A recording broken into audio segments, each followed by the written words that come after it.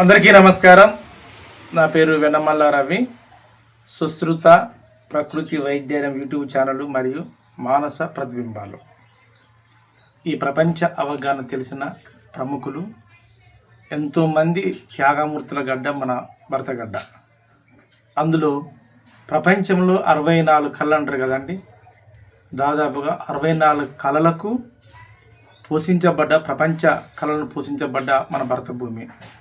అలాంటి భరత భూమిలో పుట్టి మన తెలంగాణ రాష్ట్ర ప్రభుత్వం ఏర్పడిన తర్వాత, ప్రత్యేక రాష్ట్రం ఏర్పడ్డాక ఎన్నో నాటకాలకు, ఎన్నో రంగస్థలాలకు ఏర్పడిన గడ్డ ఈ తొర్రూరు చైతన్య కళా సమాఖ్య. కానీ వాటన్నిటినీ దాదాపుగా దాని చేసే విధానంలో గొప్పగా దాన్ని నిర్వహించేవాడు వాళ్ళకు కానీ, వేదికను అలంకరించిన పెద్దలు కానీ, వీక్షించే ప్రేక్షక దేవులకు నా యొక్క శిరసవందనం తెలియజేస్తూ, ఈ కళమ్మ ఒడిలో దాగి ఉన్న కళాకారులు ఎంతోమంది ప్రపంచంలో నిరుత్సాహం పడుతున్నారు. కానీ వాటి అన్నిటిని వెలికి తీసి ఈ రోజున ప్రపంచానికి చూపించే విధానంలోకి తీసుకొచ్చిన గొప్ప గొప్ప చైతన్య కళా సమాఖ్యలకు, ఆ నిర్వహించే వాదులకు, అంతేకాకుండా తొర్రూరు పట్టణ వాసులకు కానీ, చుట్టుపక్కల పట్టణ గ్రామ వాసులకు కానీ, ఎంతమంది అయితే ఆ తెలంగాణ రాష్ట్రంగా ఏర్పడ ఈ యొక్క ప్రత్యేక తెలంగాణ రాష్ట్రంలో మన యొక్క మహబూబాద్ ఉమ్మడి వరంగల్ జిల్లాలో ఎన్నో నాటక రంగాలు, ఎన్నో రంగస్థలాలు ఉన్నా కానీ దీని ప్రత్యేక స్థానం ఉన్న కొనియాడబడ్డది. ఎందుకంటే చుట్టూ ఉన్న యొక్క కళా సమాఖ్యలో, ఆ యొక్క సన్నిధిలో, ఆ యొక్క ఆవరణలో కూర్చొని తిలకించే ప్రేక్షక దేవుళ్ళ యొక్క ఆడంబరాలు వాళ్ళు కొట్టి చప్పట్లే. అందుకే వాళ్ళు నిరుత్సాహపడకుండా ఆ చైతన్య కళా సమాఖ్య వాళ్ళు ఈ కళమ్మ తల్లిని పూజించుకుంటూ వస్తున్నందుకు అందరికీ ప్రత్యేక ధన్యవాదాలు తెలియజేస్తూ, భావిక తరాలకు కూడా మన వారసులకు ఇలాంటి కళమ్మ తల్లిని పరిచయం చేయాలి. ఎంతోమంది రంగస్థలం మీద, నాటక రంగంలో ఉండి ఈ ప్రకృతి కానీ ప్రపంచానికి దారి చూపే విధానంగా రావాలి. కళ అనేది, కళ పోషణ అనేది మన శరీరంలో ఒక భాగమే, మన శరీర ఆరోగ్యంలో ఒక సూత్రమే. అలాంటి కళలు ఉన్న వాటిని మనం మన తెలంగాణ గడ్డ మీద పోషించి భావితరాలకు అంకితం చేయాలని ఆకాంక్షించుకుంటూ మనం దానికి వెళ్ళడానికి ప్రయత్నం చేద్దామండి. అయినటువంటి మంగళపల్లి శ్రీనివాస్ గారిని అధ్యక్షుడు వహించవలసిందిగా ఆహ్వానిస్తున్నాం. ముఖ్య అతిథిగా మాజీ మంత్రివర్యులు శ్రీ ఎర్రబెల్లి దయాకర్రావు గారిని ఆహ్వానిస్తున్నాం. ఇంకొక విశిష్ట అతిథి శ్రీమతి ఎర్రబెల్లి ఉషా దయాకర్రావు గారు, వారిని కూడా ఆహ్వానిస్తున్నాం. సాధారణంగా ఆహ్వానిస్తున్నాం.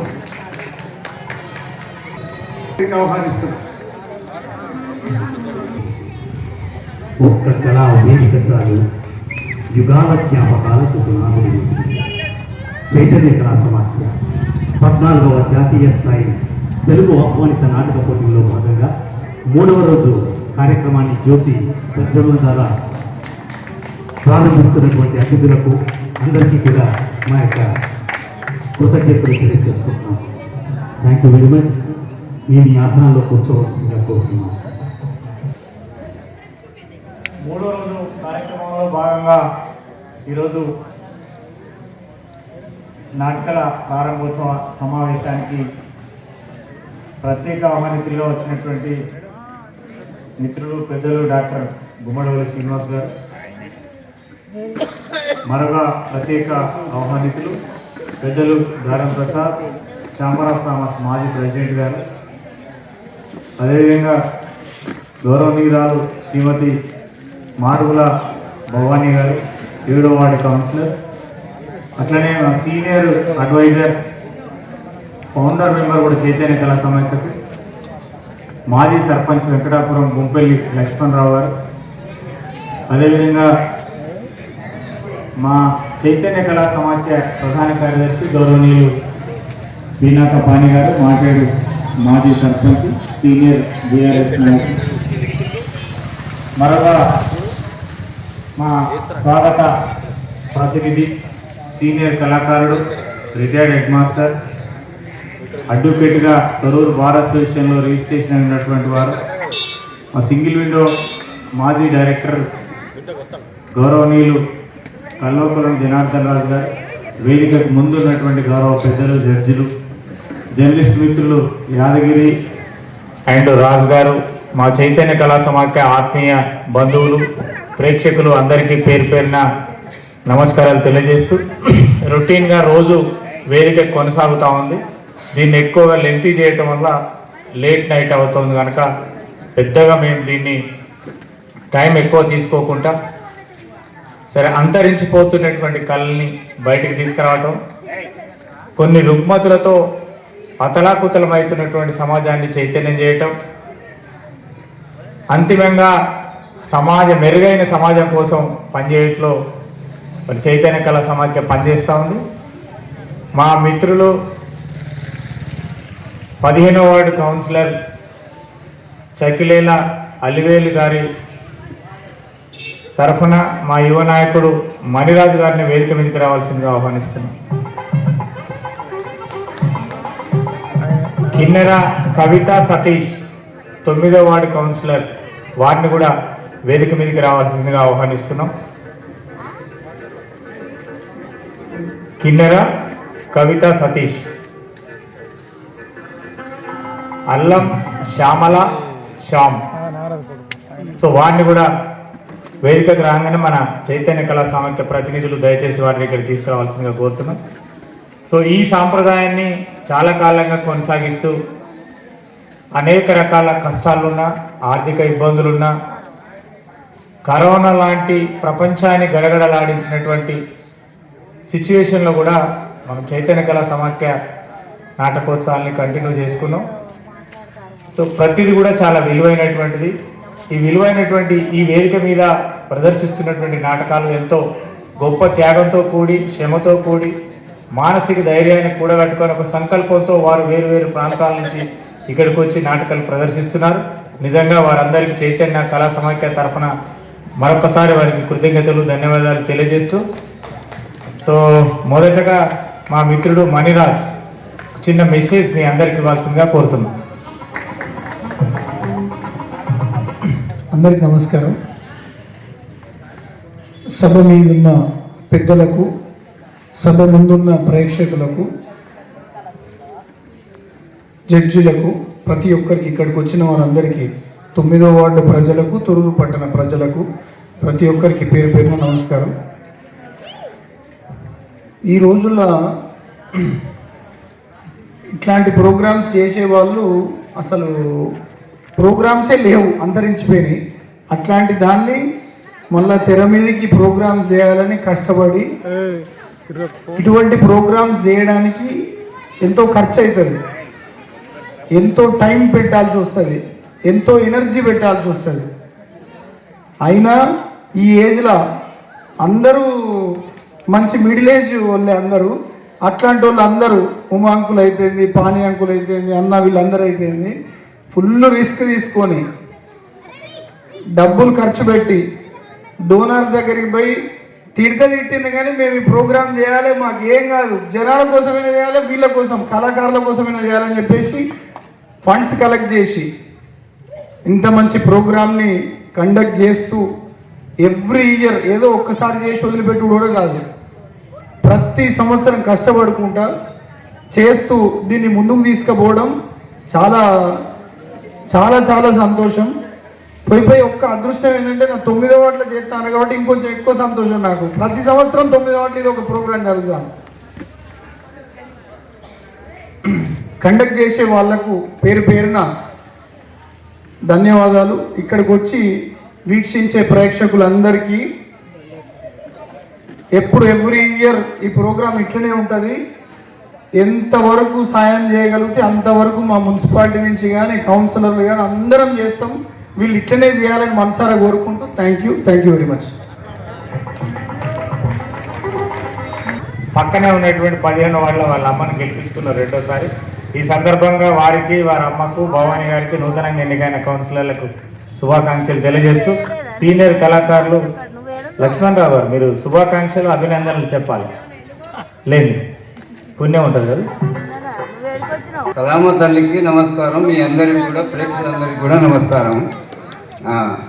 మీరు ప్రతి సంవత్సరం మేము ఈ కార్యక్రమం ఎంతో కృషితోని ఎంతో బాధతో చేస్తున్నాము. మీరందరూ వచ్చినందుకు అందరికీ సంతోషం. ఇక్కడ వచ్చిన వాళ్ళందరికీ థ్యాంక్ యూ సో మచ్. 14వ జాతీయ స్థాయి వారికి రూపాన్ని కోరుతున్నాం. ఇచ్చేసినటువంటి పెద్దలు మనకందరికీ సుపరిచితులు. వారు గుమ్మడివెల్లి శ్రీనివాస్ గారి కంటే కూడా దత్తు గారు అంటేనే అందరికీ పరిచయం. మరి ఈరోజు మా కార్యక్రమానికి ఇచ్చేసినటువంటి శ్రీనివాస్ గారికి, గుమ్మడివెల్లి శ్రీనివాస్ గారికి, అదేవిధంగా అన్న ప్రతిసారి కూడా మమ్మల్ని ప్రోత్సహిస్తూ ఆర్థికంగా మమ్మల్ని ముందుకు నడిపిస్తున్నటువంటి అన్న దానం ప్రసాద్ గారికి, అదేవిధంగా ఈ రోజటి కార్యక్రమానికి ఇచ్చేసినటువంటి కౌన్సిలర్ గారు భవానీ గారికి, అదేవిధంగా మణిరాజ్ గారికి, సతీష్ గారికి, పైన వేదికపై ఉన్నటువంటి లక్ష్మణరావు గారికి, మా గౌరవ సలహాదారు, అదేవిధంగా మా యొక్క జనార్దన్ రాజు గారికి, ముందున్నటువంటి జడ్జెస్కి, అదేవిధంగా విచ్చేసినటువంటి ప్రేక్షకులకి అందరికీ కూడా మా చైతన్య కళా సమాఖ్య తరఫున స్వాగతం, సుస్వాగతం, నమస్కారాలు. ఇంతకుముందు గత 2 రోజులుగా చెప్పుకున్నట్టుగానే మళ్ళీ చెప్పుకుంటున్నాం. ఇక్కడ కళా పోషకులకి కొదవలేదు.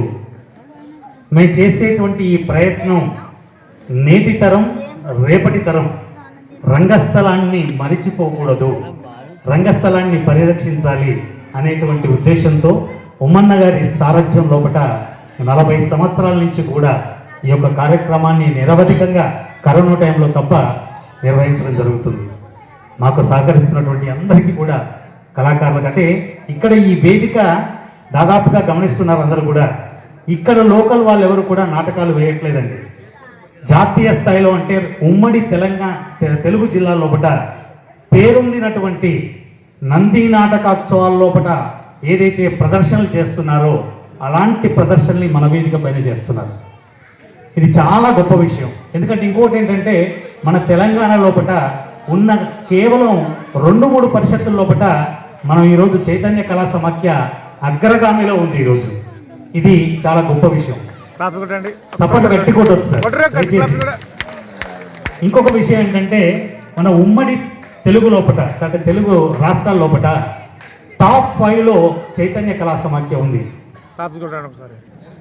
ఇవాళ ఇక్కడ వేదికపై ఆడుతున్నటువంటి ప్రతి కళాకారుడు కూడా ఈ వేదిక పైన ఆయన యొక్క కళను ప్రదర్శిస్తే, వాళ్ళ నాటికను ప్రదర్శిస్తే వాళ్ళకు చాలా గొప్పతనం.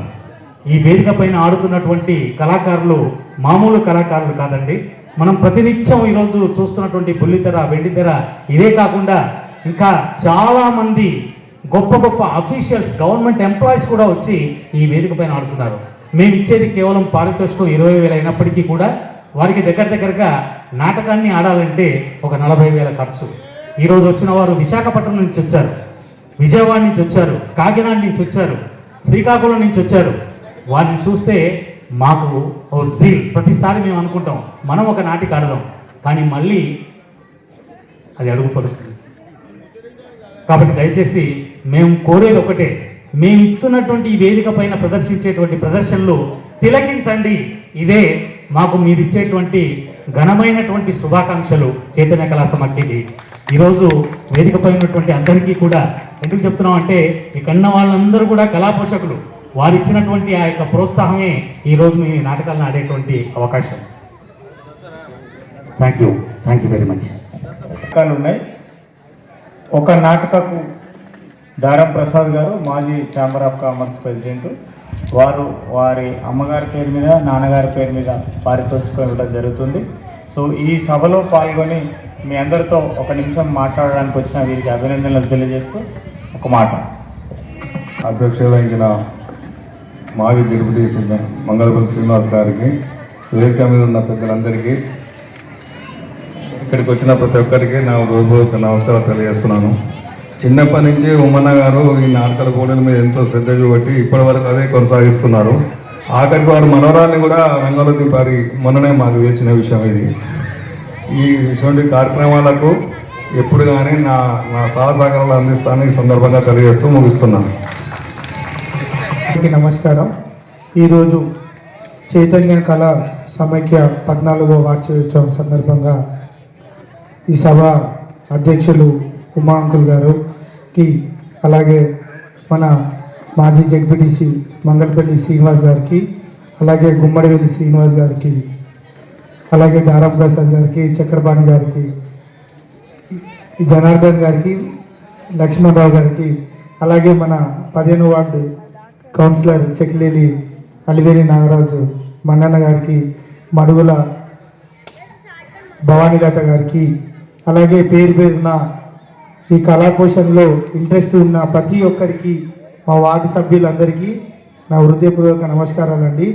నేను గత 14 సంవత్సరాలుగా చిన్నప్పటి నుంచి చూస్తానన్నా ఈ ఏరియాని ఇంత తీర్చిదిద్ది, ఫస్ట్ ఇది గరుబాయి, ఈ గరుబాయిని మొత్తం అంతా తీర్చిదిద్ది ఈ యొక్క స్టేజీని అలంకరించి మంచిగా ముందు తోడ్పడి సహకరించిన ఈ చైతన్య కళా సమైక్య వారికి నేను ఎప్పటికీ కృతజ్ఞతలు ఉంటానండి. ఎందుకంటే కళాపోషణ అనేది ప్రతి ఒక్క గ్రామం నుంచి, వాడ నుంచి మనకి తోడ్పడితేనే ఇప్పుడు వెండి తెర అయినా సరే, ఇప్పుడు ఎన్ని సినిమాలు వచ్చినా ఇక్కడి నుంచే స్టార్ట్ అయినాయి. కాకపోతే దీనివల్ల ఎంతోమంది చాలా నేర్చుకోవాల్సింది ఉంటుంది. ఇప్పటికే చాలా లేట్ అయింది. ఈ అవకాశం ఇచ్చిన ప్రతి ఒక్కరికి పేరున నా ధన్యవాదాలు. కళల్ని, కళాకారుల్ని ఎంకరేజ్ చేస్తున్నటువంటి ప్రముఖ వైద్యులు, మంచి సేవా దృక్పథం కలిగినటువంటి గౌరవనీయులు మిత్రుడు డాక్టర్ గుమ్మడివెల్లి శ్రీనివాస్ గారిని మాట్లాడవలసిందిగా ఆహ్వానిస్తున్నాను. సభకు నమస్కారం. అందరూ ఇటువైపు ఉన్న వాళ్ళంతా మా సమకాలీనులో, ఇటువైపు అంతా యంగ్ జనరేషన్ వచ్చింది, మధ్యలో నేను కనెక్టింగ్ లింక్గా వచ్చాను హైదరాబాద్ నుంచి. సో ఇక్కడ మనం అందరం చూడవచ్చు, నేను హైదరాబాద్కి వెళ్ళిన తర్వాత హైదరాబాద్లో ఉన్నటువంటి వాళ్ళల్లో 99% of people are suffering with insomnia. నిద్ర లేదు ఎవరికి. పాపం వాళ్ళ జీవితం ఎట్లయిపోయిందంటే, గానుగా ఎద్దన్నా కాస్త సాయంత్రం పూట రెస్ట్ దొరుకుతుందేమో, కానీ అక్కడ ఉన్న వాళ్ళకు హెల్మెట్ అనేటువంటి గానుగా ఆ బండి, దాంతో వాళ్ళకి లైఫ్ మొత్తం మీద నిద్ర లేకుండా వాళ్ళ జీవితం మొత్తం ట్రాఫిక్లో ఇరుక్కుపోయింది. సో ఇక్కడ నేను మీకు ఇంత దూరం ఎందుకు వచ్చానంటే, ఎప్పుడైతే శ్రీ ఉమా గారు నా దగ్గరకు వచ్చారు, కేపీహెచ్పీకి వచ్చారు, అక్కడి నుంచి మా హాస్పిటల్ మెట్లు ఎక్కాలి. ఆయన ఒక 12 మెట్లు ఉన్నాయి. ఆ 12 మెట్లు ఎక్కినాక ఆయన నా దగ్గరికి రావాలి, లిఫ్ట్ వేసుకొని వచ్చింది. నేను షాక్ తిన్నా అనమాట. మీరు ఎట్లా వచ్చిండ్రంటే, వచ్చిన సార్ అన్నాడు. ఫోన్ కూడా లేదు, ఏం లేదు, డైరెక్ట్ వచ్చేసింది అనమాట. వితౌట్ ఫోన్ ఇన్ఫర్మేషన్ నేను అసలు దొరకను. ఒకవేళ నేను లేకపోతే నేను ఇంకా చాలా ఫీల్ అయ్యేదినేమో, అంత దూరం వచ్చిందని. అంటే ఇక్కడ దీని అర్థం ఏంటంటే, చైతన్య కళా సమాఖ్య ఎప్పుడైతే స్టార్ట్ చేశారో అదే చైతన్యము వీళ్ళ ఆత్మలలో ఇంకా ఉండిపోయింది. అంటే వాళ్ళ హృదయాలలో ఉంది, ఈ కళను బతికించాలి. నిజంగా కూడా తెలంగాణలో ఉన్నటువంటి కళాకారులకు, ఆ కళలకు నిజంగా రాజపోషకులు, మహారాజా పోషకులు లేకపోవడం వల్ల ఆ కళలకు నిజంగా కూడా నిజమైన కళాకారులకు మనకు అటువంటి ప్రయారిటీ లభించలేదు. అందుకే మన యొక్క జనరేషన్స్లో బాగా గ్యాప్ వస్తుంది. ఇదే నాటకాలు ఆంధ్ర వైపు కనుక వెళ్తే కొన్ని వేల మంది, వందల మంది, వేల మంది ఈలలు చప్పట్లతోటి అందరు వచ్చి కూర్చుంటారు అక్కడ. అది డిఫరెన్స్. సో ఇక్కడ ఈ చైతన్య కళా సమాఖ్యలో ఎవరైతే పెద్దవాళ్ళు అందరూ ఉన్నారో వీళ్ళందరికీ నేను బాగా తెలుసు. అయితే ఈ కమ్యూనికేషన్ గ్యాప్ ఎందుకు వస్తుందంటే, మొన్న T20 జరిగిందండి హైదరాబాద్లో.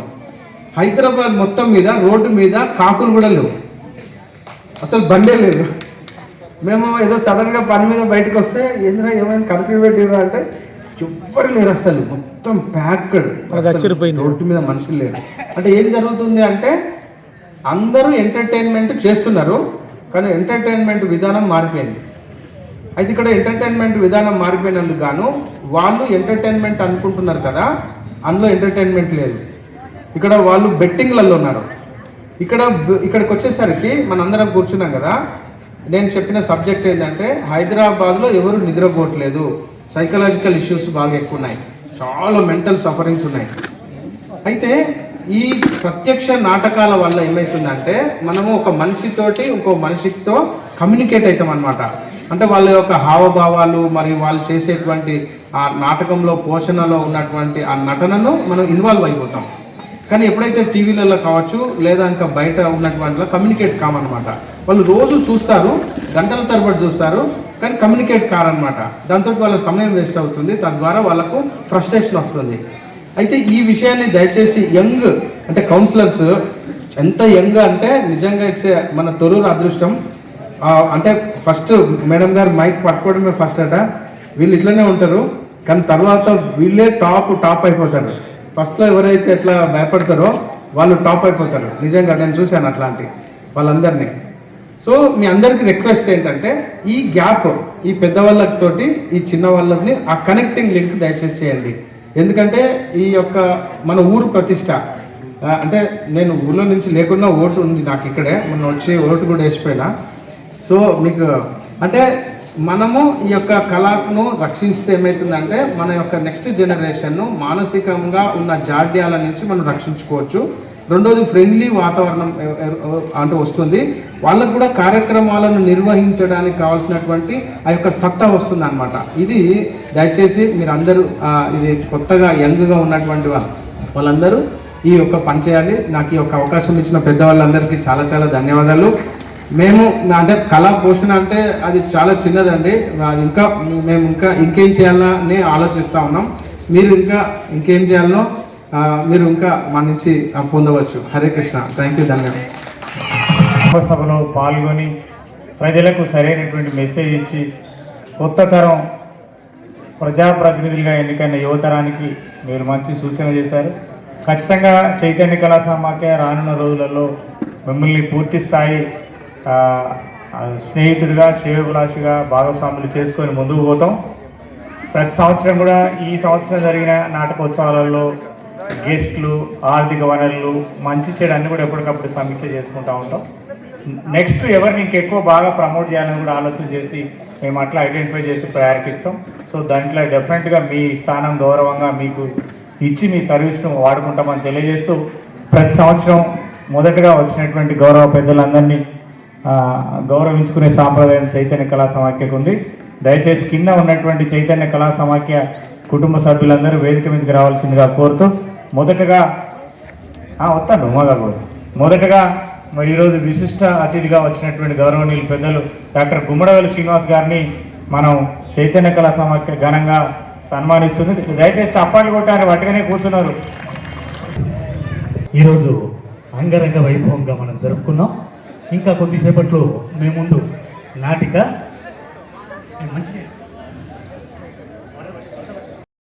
విశాఖపట్నం వారిచే నాటిక నీళ్ళు నీళ్ళు.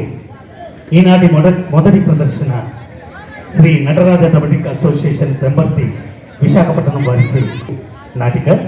ఈ నాటిక మూలకథ శ్రీ చందు తులసి గారు, నాటకీకరణ శ్రీ రావి నాగేశ్వరరావు గారు, నాటిక దర్శకత్వం శ్రీ శేఖర్ బి శెట్టి గారు. ఈ నాటిక పారితోషిక దాతలు కీర్తి శిష్యులు దారం రాములు గారి జ్ఞాపకార్థం గౌరవనీయులు శ్రీ దారం ప్రసాద్ గారు మరియు Sai multi speciality hospital Thorrur ఒక డ్రా పద్ధతిలో మేము ఒక కార్యక్రమాన్ని ఏర్పాటు చేశాం.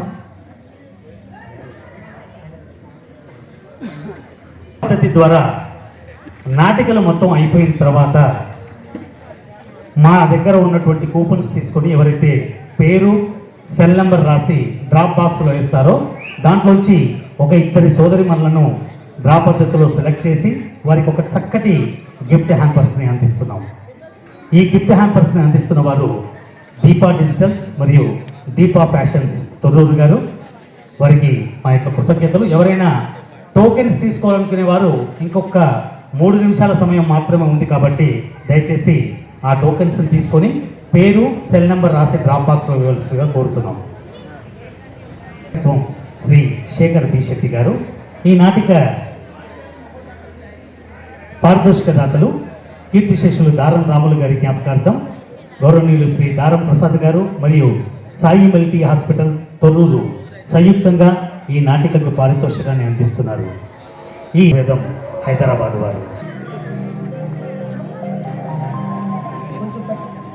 కళ నిద్రపోతున్న సమాజాన్ని మేల్కొల్పేది నాటక కళ. అలాంటి కళారంగాన్ని ప్రోత్సహిస్తూ కళాకారుల్ని ప్రోత్సహిస్తూ చైతన్య కళా సమితి వారు నిర్వహిస్తున్నటువంటి ఈ నాటకోత్సవాలలో మాకు ప్రదర్శన అవకాశం కల్పించినటువంటి చైతన్య కళా సమాఖ్య కార్యవర్గ నిర్వాహక సభ్యులందరికీ కూడా మా నటరాజ డ్రామాటిక్ అసోసియేషన్ పెందుర్తి వారి తరపున ధన్యవాదాలు తెలియజేస్తున్నాం. నాటిక నీళ్ళు నీళ్ళు మూల కథ శ్రీ చందు తులసి, నాటకీకరణ శ్రీ రావి నాగేశ్వరరావు, దర్శకత్వం శేఖర్ బి శెట్టి. నాటిక నీళ్ళు నీళ్ళు సమర్పణ నటరాజ డ్రామాటిక్ అసోసియేషన్ పెందుర్తి విశాఖపట్నం.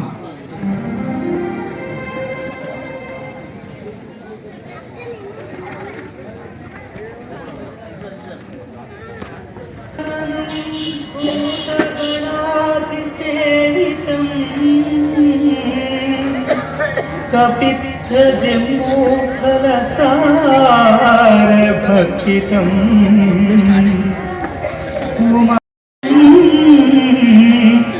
శోక వినాశకారణం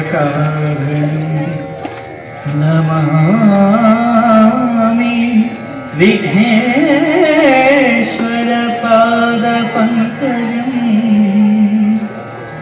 నమామి విఘ్నేశ్వర పాద పంకజం.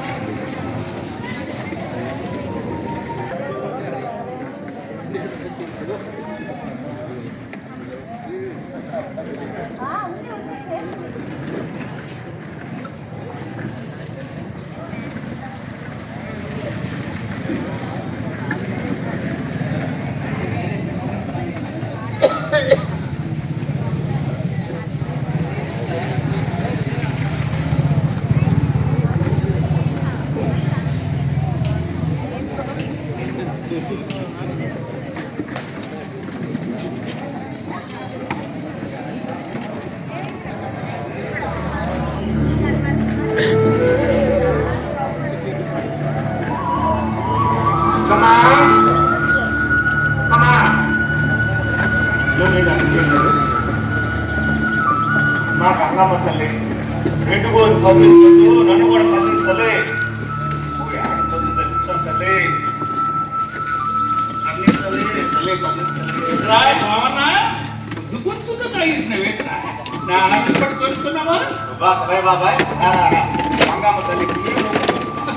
నువ్వు ఎంత మొక్కినా ఎన్ని జాతరలు చేసినా ఈ తల్లి కరుణించదా.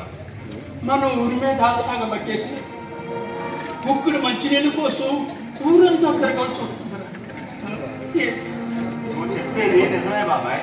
సర్కారు డ్యాములు కడుతున్నాం, ఊర్లో నీటి సుక్క కరువు ఉండదని చెప్పి మిషన్లు తీసుకొచ్చి పొలాల మధ్యని పెద్ద పెద్ద కాలువలు తవ్వేసి 10 సంవత్సరాలు అవుతున్నా కాలువల నిండా కప్పగప్పులు వచ్చినాయి తప్ప సుక్క నీరు పారలేదు. ఎప్పుడు పూర్తవుతుంది? కాలంలో నీళ్ళు ఎప్పుడు వస్తాయి? వ్యవసాయం ఎప్పుడు చేస్తారా? ఇవన్నీ పండుగ సాగులు దాకా వెళ్ళిపోనావు. కనబడుతుందేంటి? నీళ్ళు తెస్తుంటాయి. అయినా మా ఆడవాళ్ళ అవసరం మీ మగాళ్ళకి ఏం తెలుసు అని బిందు నీళ్ళు కోసం 4 కోట్ల దూరం పోవాల్సి వస్తుంది. నిజమే చెప్తామా. మా ఊళ్ళో నీళ్ళు అంటే బంగారం కన్నా ఎలా ఎక్కువ. కట్టు ఆడిపోతుంది. ఎండిపోయిన బోర్డు చుట్టూ రోజంతా తిరిగినా 4 బిందులు నీళ్ళు దొరకడం లేదు. సత్తం వస్తే పరుగు పోతుందనుకో. ఇదేమరా బాబు, తాగడానికి నీళ్ళు దొరకడం లేదు. ఊరొక్క చనిపోయింది. అని ఏమో చెప్తున్నారు రా. వ్యవసాయ భూములకేసి ఎక్కడికి పాలు వస్తాయి మామ? ఏది ఎక్కడ వ్యవసాయం చేస్తున్నాం? మనం పండించే కందులు పెసలు శనగలు మెట్ట పంటలే కానీ గుడ్లు పండే భూమి ఊరి మొత్తం మీద ఎక్కడన్నా కనబడుతుందా? ఇంటికో ఎకరమో అరెకరమో తప్ప. సర్లే బాబా ఇవే మామ తీయటి మంట వేటి వద్దునే అమ్మ, నీకన్నా మంచి నీళ్ళంటే అప్పుడు చూస్తానే యాక్టింగ్ చెప్తున్నా బ్యాక్గ్రౌండ్ నడుస్తుంది మంచిగా లిప్స్ మీద మ్యాచ్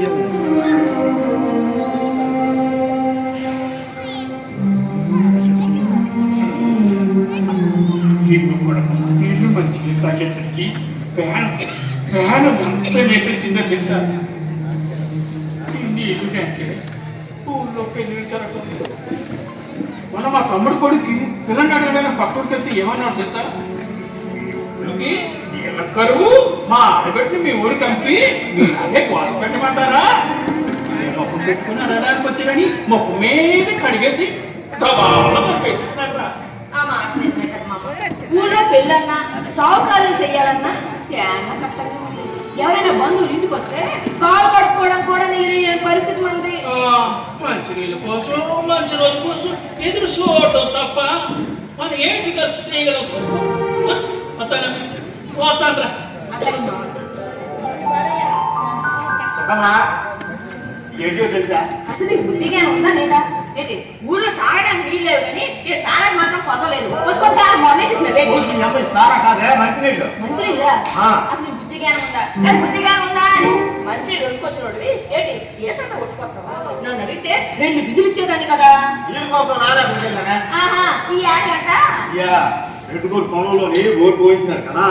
వీళ్ళంతా రావాలి ఊరు జనాలు అందరూ చేరి కన్నార్చకుండా చూస్తాను. రాయి పట్టుకున్నదా? రాయి పడలేదే. బుస్మని బుస్మని ఇచ్చినట్టు నీళ్ళు వేసి పడ్డాయి. నీళ్ళు పడ్డాయా? పగిలి ఉసిళ్ళు బయట కురిగినట్టు నీళ్లు పై కలిగి ఇదిగోనే కాదే ఊర్లో ముసలి పొద్దుట అంతా చేరి తాళ్ళలో కలిసినట్టు తానాలు చేసినారు. ఉగద్దని నీళ్ళు వచ్చినారు. రెడ్డి గారి పొలంలో నీళ్ళు పడ్డాయంటే మా ఆడవాళ్ళ కట్టలు తీరినట్టే. ఏంటి బాబా అను మాట చెప్తాను ఎంత ఏంటి మరి రెడ్డిగోడు పొలంలో నీళ్ళు పడ్డాయి కదా. పడ్డాయి మరి మన పొలంలో కూడా నీళ్ళు పడతాయేమో. పులిని చూసి నక్క వాతలు ఎత్తుకున్నట్టు రెడ్డి గారి పొలంలో నీళ్ళు పడ్డాయని మన పొలంలో కూడా నీళ్ళు ఎందుకు పడతాయి? ఎందుకు పడకూడదు? మరి రెడ్డిగోడు పొలంలో నీళ్ళు ఎలా పడ్డాయి చెప్పు. వాళ్ళు భూముల దగ్గర జల్లుండి ఉంటది అందుకే పడ్డాయి. నన్నా చెప్తే మన పొలంలో కానీ నీళ్ళు పడతాయని నమ్మకం నాకు ఉంది. నీ నమ్మకం ఎవరికి కావాలా? సుఖమ్మా సుఖమ్మా అనుకో అంత చూడ నాకే అనుకోనా. 5 ఎకరాల్లోని ఒడ్లు పండించవచ్చు. సంవత్సరానికి 3 పంటలు. ఏంటి 3 పంటలే? పోనీ 2 అనుకో.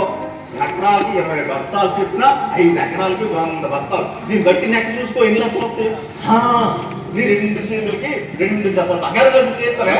ఏంటి 2 జతలు బంగారు గాజులే? నీ మెడ చూడు ఏ లాగా లేకుండా అట్ట బోసిపోయినట్టు ఉందో. నీ మెడకి నెక్లెస్ చేయించేతనే. నీ 2 కాళ్ళకి 2 జతలు మొదలు పట్టు కొంటాం. అవి ఎట్టుకొని నువ్వు గల్లు గల్లు గల్లు అని తిరుగుతుంటే నచ్చిందో వచ్చిన డబ్బు మన పొలంలోనే బోర్ పోయించా. చాలే పుట్టికి ఎక్కడలేనమ్మా స్వర్గానికి ఎగిరిందని ఎన్నో కొట్టిలేదు కానీ పొలంలో ఊరి పోయించేసి వ్యవసాయం చేసేసి వచ్చిన బంతా నగల పంతాడు కదా. అయితే వదిలి అడిగినా నీళ్ళు పడతాయి చెప్పేసినాడా? ఖర్చుదాయిగా చెప్పినాడే. రెడ్డిగోరు కూడా ఆశాడు కూడా చెప్పినాడు. అడ్డయ్యా నీవా ఆశాడు కూడా చెప్పినట్టు నీళ్ళు కానీ పడతాయంటే కింద పడి నడు విదిలిపోతావు. అయినా బోర్ పోయించట్టు తెగ సంబరపడిపోతున్నారు. మీ తాతగారు మూట దాసేటి 5 ఎకరాల భూమి ఉండి ఏంటి నాకు ఇద్దరం జోడెద్దుల్లా కట్టపడ్డా ఏమీ కొంచెం తినడానికే సరిపోవడం లేదు.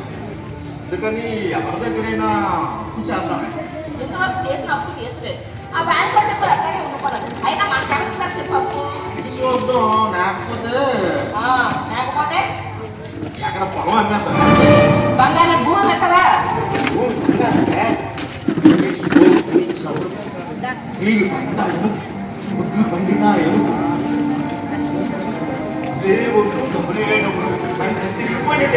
నీకు ఎప్పుడు తిరుగుతారో నీకు బాకీ ఇచ్చి నా దశలో తిరిగిపోతున్నాను. రామరా సమయానికి వచ్చినావు. నా బాకీ అసలు నువ్వు వడ్డీతో సహా జమ చేస్తున్నావు లేదా? ఒకటేసారి ఈ బాకీ ఎంత ఉందో చెప్పు.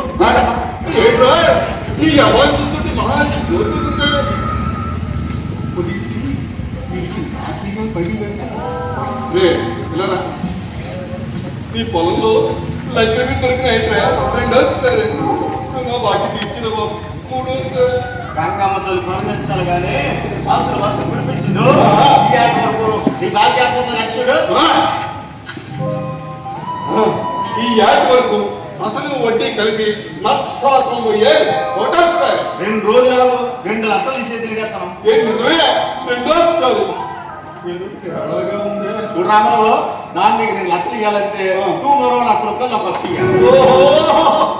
మూతికి బెల్లం రాసి ముక్కులో కమ్మి నాటుకోవడం ఇదే మరి నా పాట మరి ₹1,00,000 ఇవ్వాలి. నాకు ₹1,00,000 అప్పించినావు అనుకో. ఒకటోసారి 6 నెలల్లోని రెండోసారి ₹1,50,000 చేతిరిగేస్తాను. మూడోసారి నా దగ్గర డబ్బులు ఏడున్నాయిరా? దీపం మందే కదా అని ముద్దాడితే మూతి కాలిందని ఊళ్ళో వాళ్ళందరూ మనోనే చెప్పి అప్పులు ఇచ్చేసి దీపాలు తీసేసినారు. ఎవరు అడిగినా అందరూ పంచాలి కదా అప్పులు తీర్చడానికి అంటున్నారు. మాణిక్యం పోయి మసిపెట్టి మిగిలినట్టు అయిందిరా. ఇంట్లో ఎవరికైనా అప్పులు ఇవ్వాలని భయం వేసేస్తున్నారు బాబు. అందుకే మార్కెట్లో 1సారి 2సారి 3సారి అని చాలా పాటు పాడుకుంటూ దళారీ వ్యాపారం చేసుకోవాల్సి వస్తుంది. వ్యాపారం ఎక్కువ బాగానే సంపాదిస్తున్నావు. ఊళ్ళో వాళ్ళందరికీ అప్పుడుతున్నావు. వ్యాపారం బాగుంది రామారావు. వ్యాపారంగా సొక్కమ్మా. సో వాళ్ళకి ఎక్కువ దిడుతూ చూడు రామారావు, నీ బాకీ తేరాలంటే నువ్వు నాకు ₹1,00,000 అప్పియాల్సిందే. పాత బాకీకి నచ్చల బాకీ నింకేటి ఒకటోసారి నువ్వు ఇచ్చిన నచ్చతోనే నా పొలంలోనే బోర్ పోయి ఇస్తాను.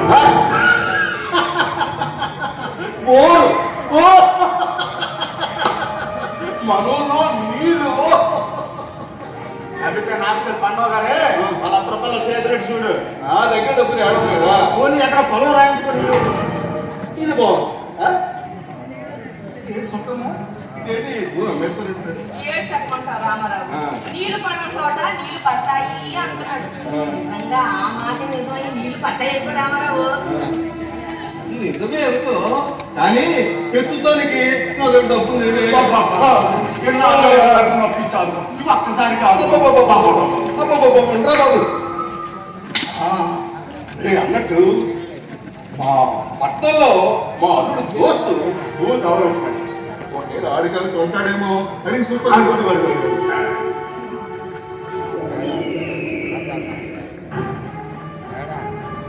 అల్లుడు అల్లుడు మా స్వాములకి డబ్బులు చాలా అవసరం. భూమి అమ్మేస్తారంటున్నాడు. తక్కువకి రాయి తీసుకోండి. నా పాత రాయి ఇక్కడ వసూలు అయిపోతుంది. ఇంకేంటి మాట్లాడదు. రేపు డబ్బులు వచ్చి 3సారి అంతే. మరి సోమనా మా శబ్ద దేశమంతుడు రేపు మా అల్లుడు డబ్బుడికి వచ్చేస్తుంది. 1సారి మా అయితే సిద్ధం చేసుకోండి. 2సారి నేను వస్తాను రా. 3సారి 1సారి 2సారి దేవుడు దయగలిసి గంగం కింద నుంచి నీళ్ళు కట్టాయితే కొంచెం కలిసి చాపలు చేయిస్తానే దూరేసి ఏర్పాటు చేసి వస్తాను. సరేనా?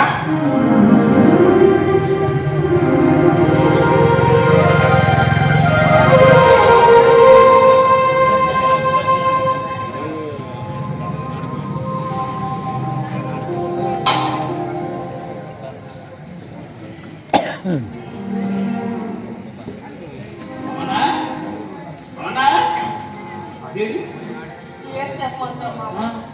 పొలంలో బోర్ కోయించినా కదా, సుక్క నీరు కూడా పడలేదు. నా బ్యాంకుతో ఎక్కడికి వెళ్ళిపోన్నాడో ఏంటో. పోతాడులే. ఇంటి పొలంలో నీళ్ళు అంటాయని అన్ని పొలంలో కూడా నీళ్ళు అంటాయని చాలా ఆశపడ్డాడు. అనవసరంగా గంగమ్మ తల్లి చెల్లేసి ఆ బాధతో ఏడన్నా మందు కొడుతుంటాడు. నా దాన్ని కూడా అదే మామ. మందు తాగేసి ఎక్కడ పడిపోనాడోనని. వాడికి చిన్నప్పటి నుంచి మా నూరన్న వ్యవసాయం చాలా పిచ్చాడు. గుడ్లు పండించాలని అసట్ట మాట వర్షం వస్తే కానీ వ్యవసాయం చేయలేను ఏం బతుకులో సుఖమా వాడు బాధతో ఎప్పుడు తాగి చెప్తే రోజు కసుకున్నాడు కసుకు మాట అడివి పెద్దమంత అతనమే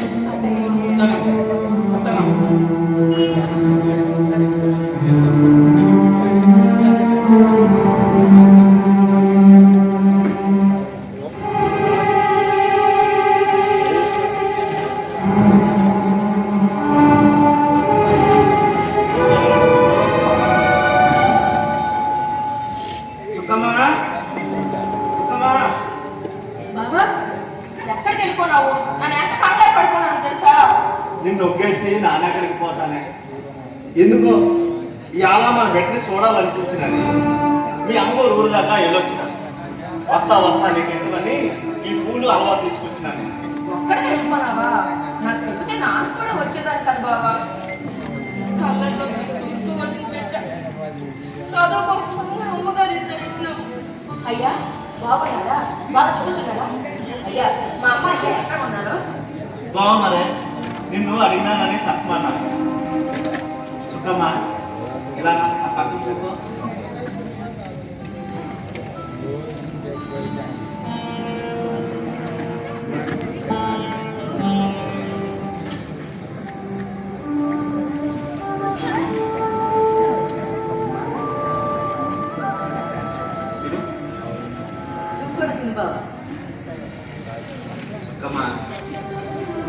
జల్లో పూలు ఎక్కుంటే ఎంత అందంగా ఉన్నావో తెలుసా? పల్లిపాకలోని ఎక్కినా ఉన్నావే. ఇవన్నీ చూస్తే కదా బాబా నన్ను నువ్వు మను అడిగింది. అక్కమ్మా నా మాట అడుగుతాను, నిజం చెప్తామా? ఏంటి బాబా? నా మీద నీకు కోపంగా లేదా? నానంతే నీకు అసహ్యంగా లేదా? ఏంటి బాబా? ఏంటి మాటలు?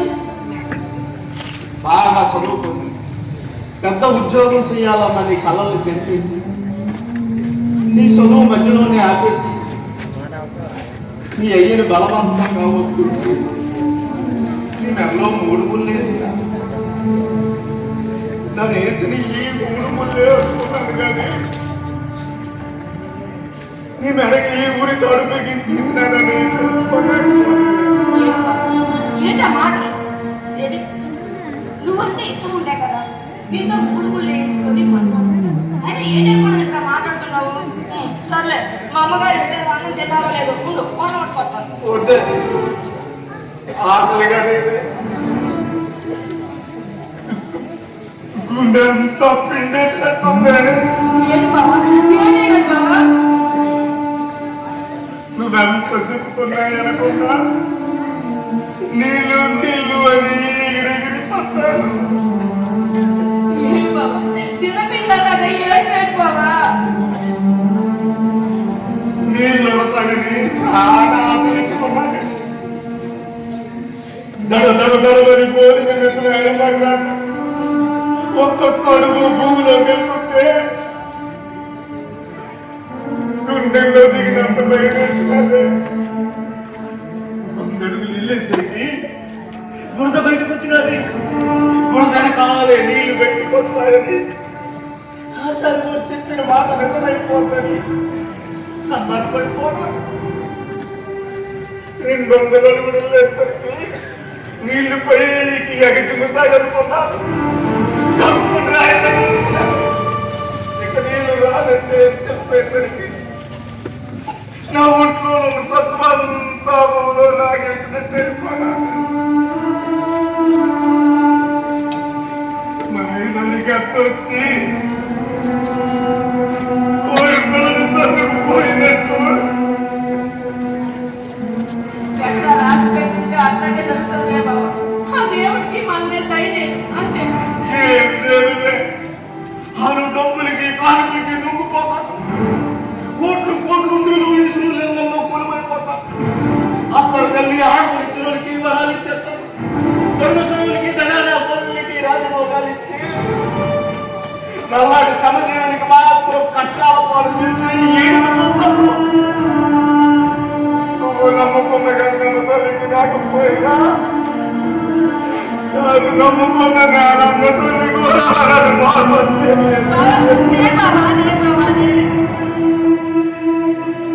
మనం చేసిన తప్పేంటే నాగలితో ఆ నేలమ్మ తల్లి కడుపుని సీల్చేస్తున్నా మళ్ళీ కోపం కావాలా? ఎప్పుడు లేదు ఇవాళ ఎట్లా మాట్లాడుతున్నావు?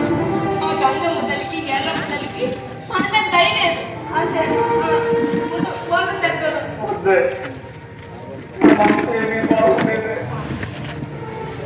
ఇందా ఇగో ఈ 200 రూపాయలు వెళ్ళి కొంత కలిసిరా ఆనట హాయిగా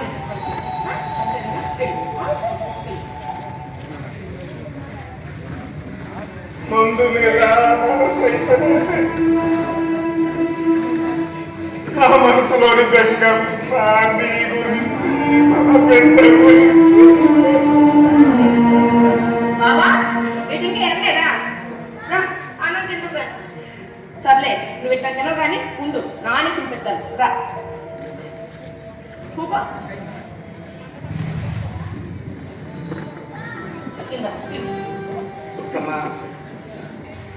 మన బిడ్డని బాగా చదివించుకోవాలా,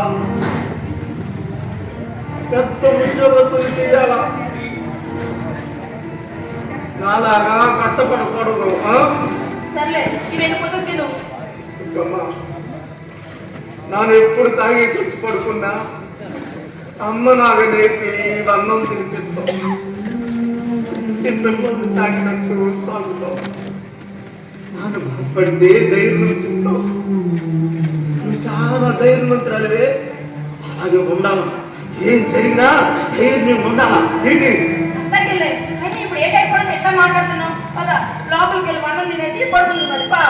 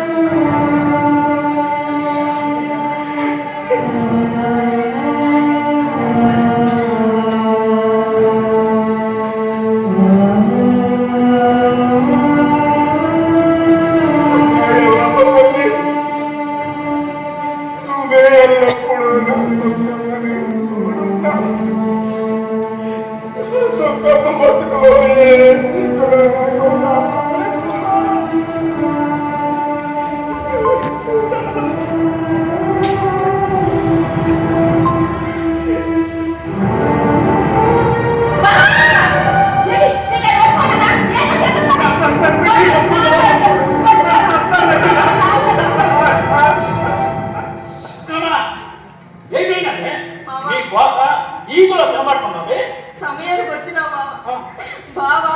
పురుగులు మనం తాగి సత్తనంటున్నాడు చూడు.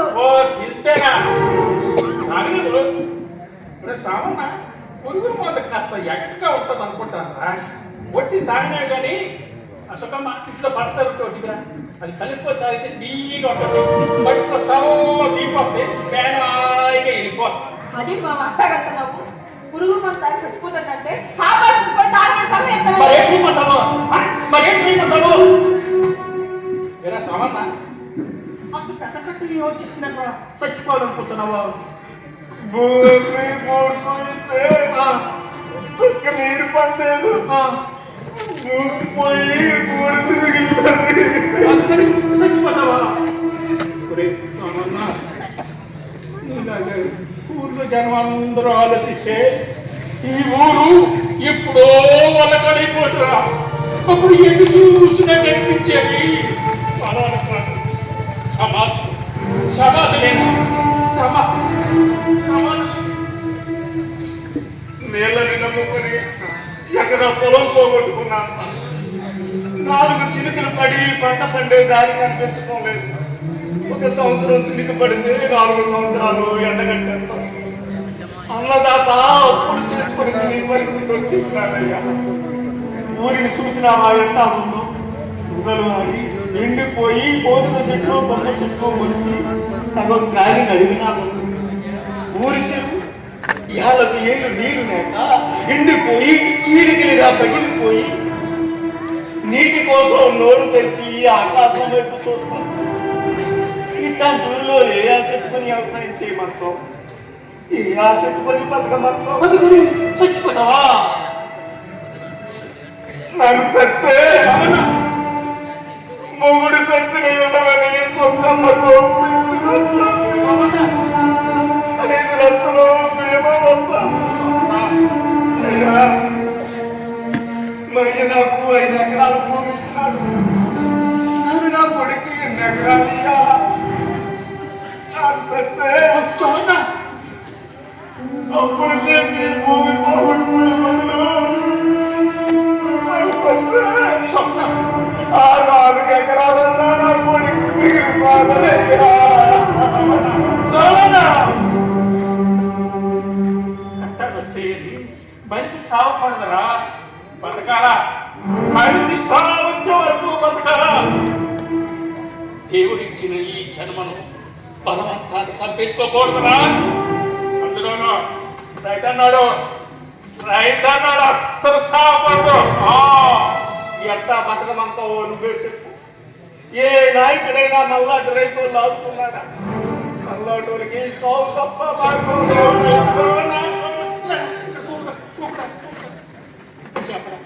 ఇది వరకు మన ఊర్లో ఎంతమంది ఉంటారు, ఇప్పుడు ఎంతమంది ఉంటున్నారా? ఊరు సగానే సగం ఖాళీ అయిపోయినారు. అనంతా ఏమైపోయినారు? ఇంకా సావాలనుకోలేదురా. కొత్త చేతితో పెట్టుకొని బతకడానికి పలుసలు పోనాం. అక్కడ పిల్లలతో హాయిగా బతుకుతున్నాను. అలాగే నువ్వు కూడా మంచిగా ఆలోచన చేయరా. రైతుడు కూలోడుగా మారిపోవాలంటూ రైతులు బ్రతికేది ఆలోచించుకోవా. ఇప్పటికిప్పుడు ఎక్కడికి వెళ్ళిపోగలమే? మొన్ననే మా హైదరాబాద్ నుంచి వచ్చినాడు. అక్కడ కొత్తగా కట్టిన అపార్ట్మెంట్ లో పని ఉంది, మన ఊళ్ళో వాళ్ళు ఓలేంటో అప్పుడు అని చెప్పినాడు. నన్ను ఫోన్ చేసి మాట్లాడినాను అన్నాడు. చూసుకుంటాడు. మీరు చేయకుండా పట్టుకొస్తే బయలుదేరిపోయింది. ఇంకా ఆలోచించలేదు. అక్కడికి చెప్పావా? సరేనా? సంతోషారా?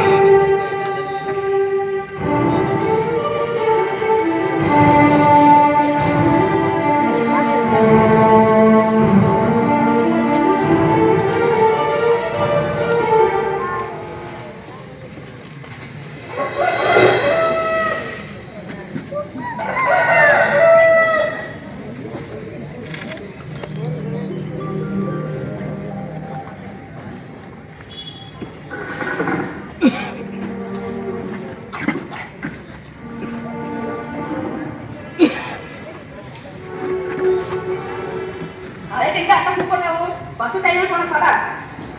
పొద్దున్నే అక్కడికే అదే కట్టగంటా బాబా. రాజు మాసం వేస్తే మర్చిపోయావు ఏంటి? భయ బాబా ఏదో మాట మనసు కంటే అది పట్టుకొని అన్న తల్లి లాంటి పనిలోకి చెయ్యి ఎక్కడికి పోతాను. ఇంకా ఇక్కడే ఉంటే ఏం చేస్తాం? ఏం చేస్తాం? వ్యవసాయమే చేస్తాం. ఇంతవరకు చేసిన వ్యవసాయం కాదు కానీ పట్నం పోదాం పద.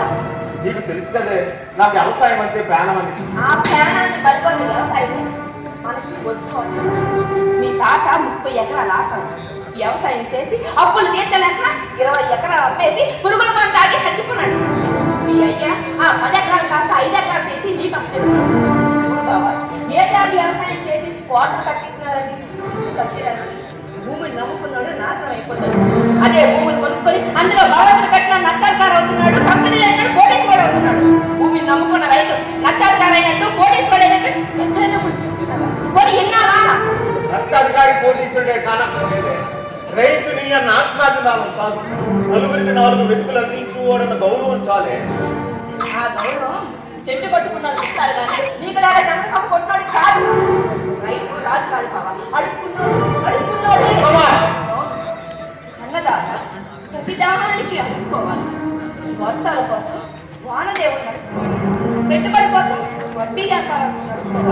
ఎరువులు మందులు విత్తనాల కోసం ప్రభుత్వాన్ని అడుక్కోవాలా. పంట బాగా పండాలని ఆ భగవంతుని అడుక్కోవాలి. పండిన పంటకు గిట్టుబాటు ధర రావాలని ప్రభుత్వాన్ని అడుక్కోవాలా. అడుక్కోవాలా అడుక్కోవాలా అడుక్కోవాలా అడుక్కోవాలా. వద్దయ్యా, మనకి బతుకొద్దయ్యా. అర్థం పోదాం పద. నువ్వెన్నా చెప్పే ఈ ఊరిని, ఈ గాలిని, ఈ నేలను చేసి నాకు రాబోద్ది కావడం లేదు. నీకు ఎంతసేపు నా బుర్ర ఎక్కడం లేదా? అయినా ఎవరి కోసం వ్యవసాయం చేద్దాం అనుకుంటున్నావు? కావును కాలిపోతూ నలుగురికి వెలుగునిచ్చే కొవ్వొత్తులాంటి మనం బతకడం కోసం, ఈ జనానికి ఆహారం అందించడం కోసం. ఈ జనాల కోసమా? రెక్కలు ముక్కలు చేసుకొని అప్పులు చేసుకొని ఆకలి చావులు చేస్తున్నది ఈ జనం కోసమా? ఇంట్లో బాగాలేకపోతుంటే పెద్ద ఆసుపత్రి చుట్టూ తిరిగి ఎంత డబ్బు కావాలంటే అంత డబ్బు కడతారు. పిల్లల చదువుల కోసం లక్షల లక్షల ఫీజులు కడతారు. సినిమా టికెట్ 1000-2000 కొనుక్కొని మరీ చూస్తారు. బంగారం ధర 1,00,000-2 లక్షలనే ఎగబడి మరీ కొంటారు. అలాంటి ఈ జనం బజారుకు వచ్చి రైతు పండించిన పంటను 10 రూపాయలకి ఇస్తావా 20 రూపాయలకి ఇస్తావని బేరసాడాలనే ఈ జనం కోసమా నువ్వు వ్యవసాయం చేద్దాం అనుకుంటున్నావు? వద్దు బాబా, పద పట్టం పోదాం పద. ఒక్క సెట్ బాగే ఇప్పుడే వచ్చేస్తాను. బాబా బాబా బాబా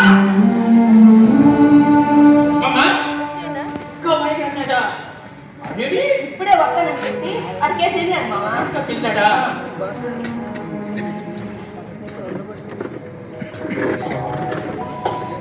డబ్బున్నాడా బోల్డైన అవడానికి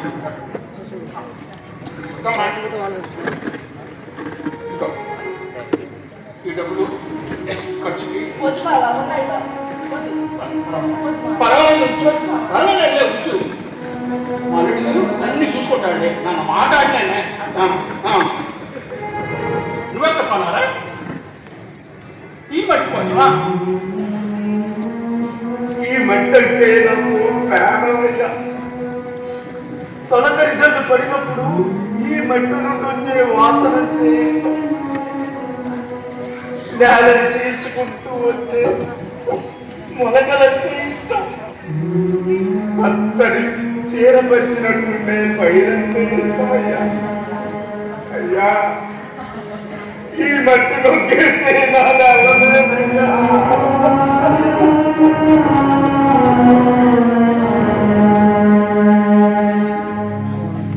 అన్నం పెట్టే రైతుకు కుండల మెతుకే కరువై పుట్టెడు అప్పులతోటి మూల్గి బతుకే బరువై ఊరు విడిచి వెళుతుంటే ఊపిరి తెగిపోతుంటే ఊరు విడిచి వెళుతుంటే ఊపిరి తెగిపోతుంటే నేల తల్లి గొల్లు మన్నది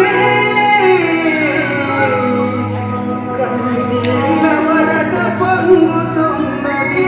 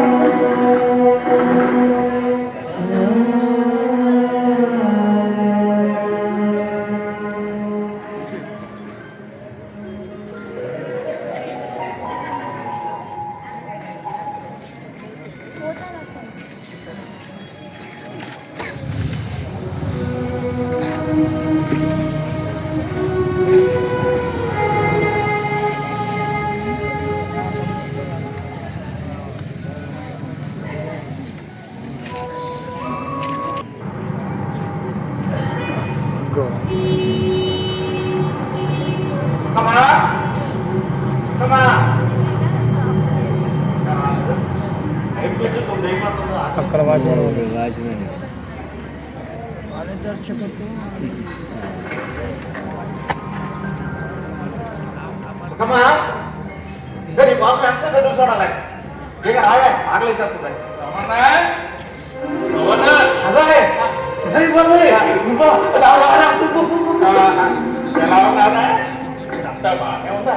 ఏం బాగులే బాబాయ్, రాజులా బతకాల్సింది.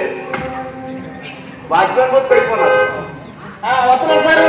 అయ్యా ఒక్క సెకండ్ వచ్చేస్తున్నా సారు. వస్తున్నాను సారు.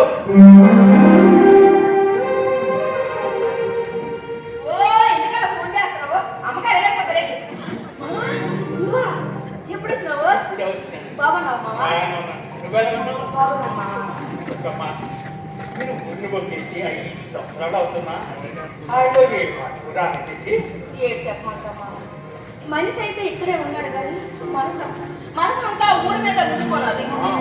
ఊరు కన్న తల్లి లాంటిది మరి. సుఖమా అయ్యి బొబ్బేటే తింటాను. వద్దురా అల్లుడింట్లో అన్నం తినేసి వచ్చినాను. అయ్యా ఎంత రాత్రాలప్పుడు వచ్చినావు? నాతో ఏమైనా పనా? నాను వచ్చింది మధ్యాహ్నమే. ఇక్కడ పని పూర్తి చేసరికి ఇలా ఆగిపోను. సరిగట్టు పట్టుకొచ్చి వెళ్ళిపోవాలి కదా. ఇలా వచ్చినాను కదా మేము చూసిపోదామని.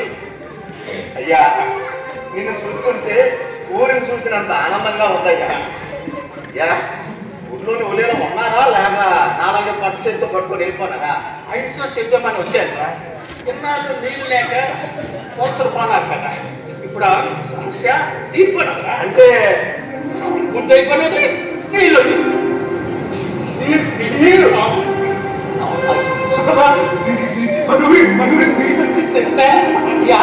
బాగా వస్తాయా? ఎక్కువ గట్టిగా కట్టుబడితే అన్ని ఓట్లు పట్టించుకోవచ్చు అన్నమాట. నీ మాట చెప్తుంటే ఇప్పుడే ఈ చదివే ఊరికి చూడాలని అనుకుంటూ ఉందయ్యా. గలగల వారి గంగమ్మ తల్లి నీ తీర చూడాలని ఉన్నదయ్యా. ఆగమాగం అయిపోకురా. ఎలాగో నీళ్ళు వచ్చేసినాయి కదా. ఇక్కడ అన్ని పనులు పూర్తి చేసుకొని నిదానంగా రండి. అతనమే అమ్మా ఎంత మన కట్టాలని తీర్పానే నోట ముందు సర్ది ఊరు వెళ్ళిపోమా. లేడికి లేచిందే పరుగోనట్టు చూడు బావా. ఇప్పుడు ఊరెళ్ళడం అవసరం అంటావా? ఒకసారి ఆలోచించు బావా. ఆహా అర్థమైందిలే. ఊసినాడుకోవడానికి సీరియల్స్ చూడడానికి అలదేనా?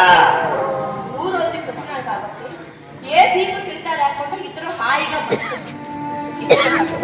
20 ఏళ్ళు దాకా సంపాదిస్తుంది. మన ఖర్చులకు పిల్లాడు చదువుకు కూడా డబ్బు ఉంటున్నది. నా చదువుతాక స్థితి కూడా అదే ఊర్లో ఉండి వ్యవసాయం చేసి ఒక్క పూటైనా కడుపారా తిరగలిగాను. కష్టాలు నష్టాలు బాధలు బాధలు అవసరం అంటావా? ఆలోచించుకోవా. అంత మాట ఈ నీళ్ళ కోసమే ఎక్కడ పొలం పోగొట్టుకున్నాం. మా అయ్య ఎప్పుడు అంటుండేవాడు, ఇప్పుడే మన పొలంలో ఒడ్లు పండించాలనుకురా ఆ పంటతో 100 మందికి ఇందు భోజనం పెట్టాలరా అని. మా అయ్య బతుకుండగా కోరిక తీరలేదు. నానన్న ఒడ్లు పండించి మా అయ్య కోరిక తీరుతా. ఇంకేం చెప్పండి ఊరు వెళ్ళిపోదాం పదే. మళ్ళాంటి వాళ్ళకి ఆశలు కోరికలు ఉండకూడదు. అవి కలలుగానే మిగిలిపోతాయి. వద్దు బాబా, ఊరెళ్ళదు, ఇక్కడే ఉండిపోదాం బాబా. లేదే సచ్చుడో బతుకుడో రైతుగానే నాని కాపుల పని చేయలేకపోతున్నానే. అక్కడికి వెళితే మట్టిలో కలిసిపోయేటంత వరకు మట్టి మనుషులాగా మిగిలిపోతాం బాబా. వద్దు, నా మాట వెళ్ళదు, ఇక్కడే ఉండిపోదాం. లేదే ఊరు వెళ్ళిపోదామే. వద్దు బాబా, ఇక్కడే ఉండిపోదాం. అవన్నీ కాదే వస్తున్నావా రావా? రానంటే రానంటే సరే అయితే ఇక్కడే ఉండి అయ్యంగిరి గిన్నెలు కొనుక్కుంటుంది. ನಾನು వెళ్ళిపోతాను. నా ఊరు వెళ్ళిపోతాను. నా ఊరు వెళ్ళిపోతాను.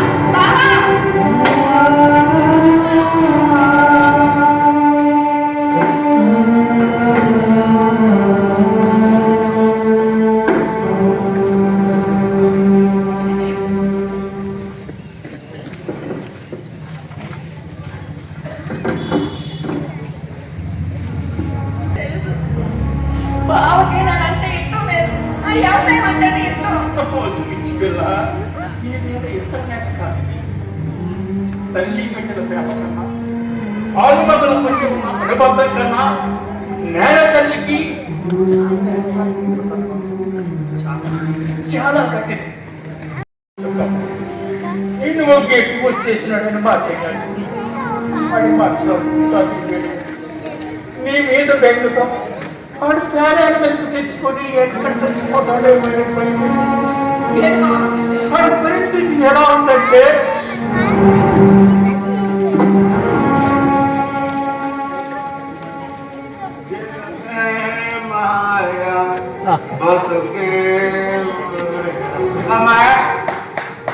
బోట్రే ఆకలేసేస్తుందా? సుఖమ్మ లేదు బువ్వా లేదు. ఆ సుక్కమ్మ లేకపోయినా ఈ సుక్కమ్మ తోడున్నది.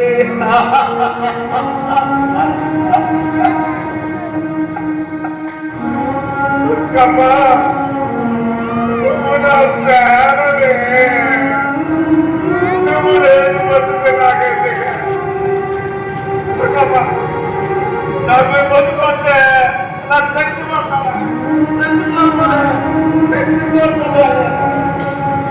నాకు రాకపోతే బావ కూడా నాతో పాటు ఉండిపోతాడు అనుకున్నాను కానీ ఇట్లా అయిపోతాడు అనుకోలేదు. ఇప్పుడే బాగా చూడాలి.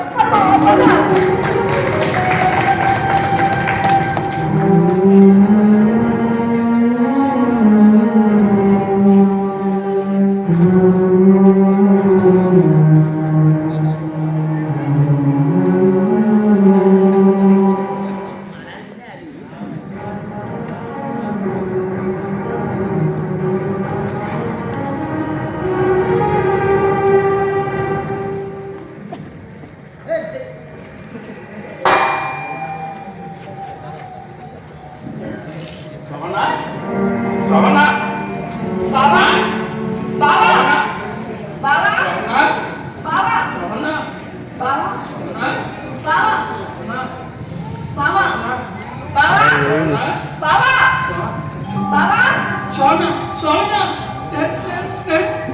ఏంటి బాబాయ్ ఫోన్ వచ్చినాడు సోనరా సుఖమా సుఖమా వచ్చేసిన సుఖమా పాపంలో నానే దండించాను నానే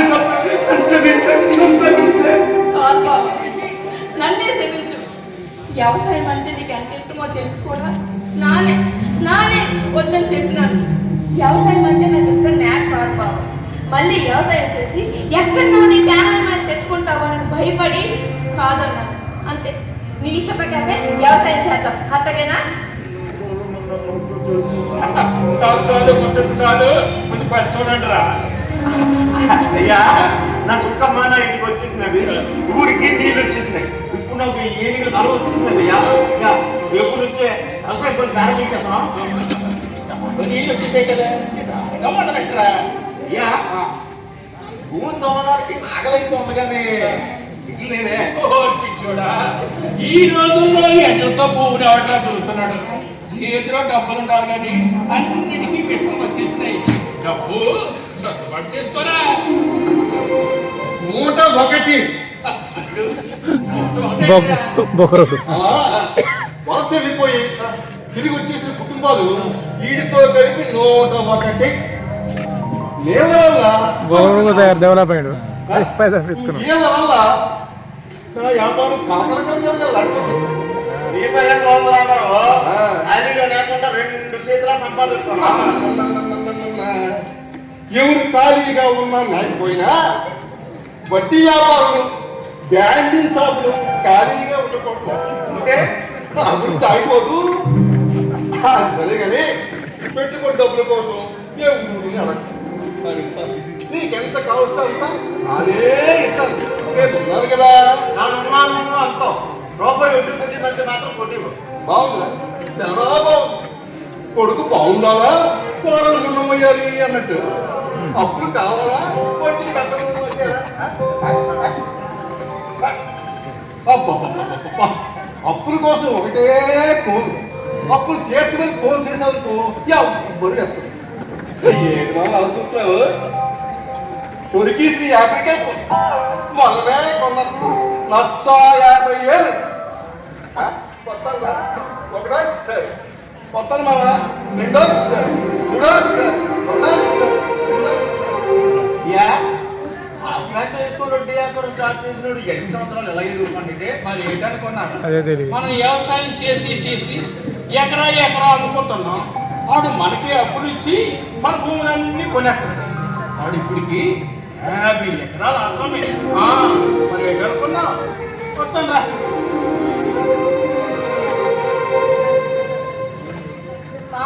చూసినావా, ఇల్లంతా ఒకటే బూజు. ఇవన్నీ శుభ్రం చేయాలంటే 2-3 రోజులు పట్టేలా తెలిసిన. సరేగానే సుఖమ్మా, మరి వ్యవసాయం చేయాలంటే పెట్టుబడి కావాలి కదా. మరి రామారావు దగ్గర అప్పు చేద్దాం అంటవా? ఎందుకు బావా, మళ్ళీ అప్పు తెచ్చాను భూమి అన్నట్టవా ఏంటి? 1,00,000 రూపాయలు సీట్ చేసినాం కదా, అది పెట్టుబడికి. పోతే అప్పుడు ఆలోచిద్దాం. సరే, మంచి సుఖ.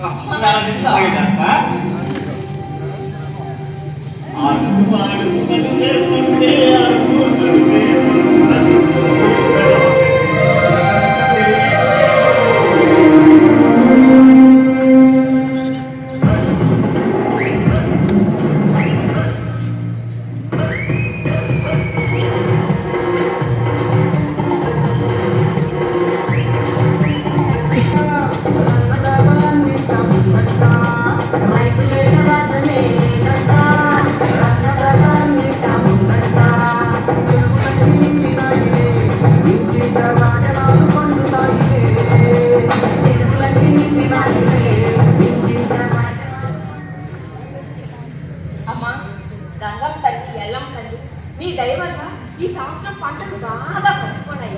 మీ మొక్కు తీర్చుకుంటామమ్మా. మళ్ళీ ఏ కట్టు వచ్చేసిందా? నేను ఒకరు మొక్కేస్తున్నా బాబా. వచ్చేసినావా? ఊట్లో అమ్మేసినావా? అమ్మేసినానే. ఈసారి మన పంటకి మంచి మద్దతు ధర వచ్చినది. నచ్చలు వచ్చినాయి. నచ్చలే? ఏది చూపి. అదేంటి బాబా నచ్చలు చూపించుకుంటే పని చూపిస్తున్నావు ఏంటి? పంట బాగా పండితే నన్ను గేటని మాట ఇచ్చినాను. నమ్మకొస్తానన్నావు చూడు.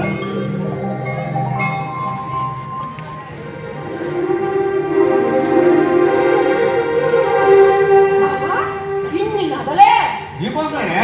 డబ్బంతా ఎట్టి నాకే కొనిస్తున్నావు. మరి బాకీలు ఎలా తీరుతావు బాబా? సుక్కమ్మ, నువ్వు కాపురానికి వచ్చింది మొదలు నీ ఒంటి మీద మొత్తం బంగారం అమ్మేసినాను, కానీ ఏసం ఎత్తి బంగారం కూడా కొనలేదు. అందుకే కొనిసినాను.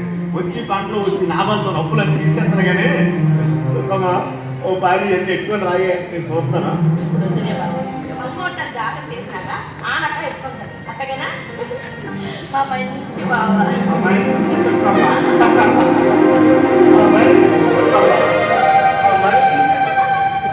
బాబా వదులు బాబా. మా తిరిగిపోతున్నది. వదులు బాబా. బాబా బావేది? అదే నగలేండి. అయ్యో కలగన్నా అన్నమాట.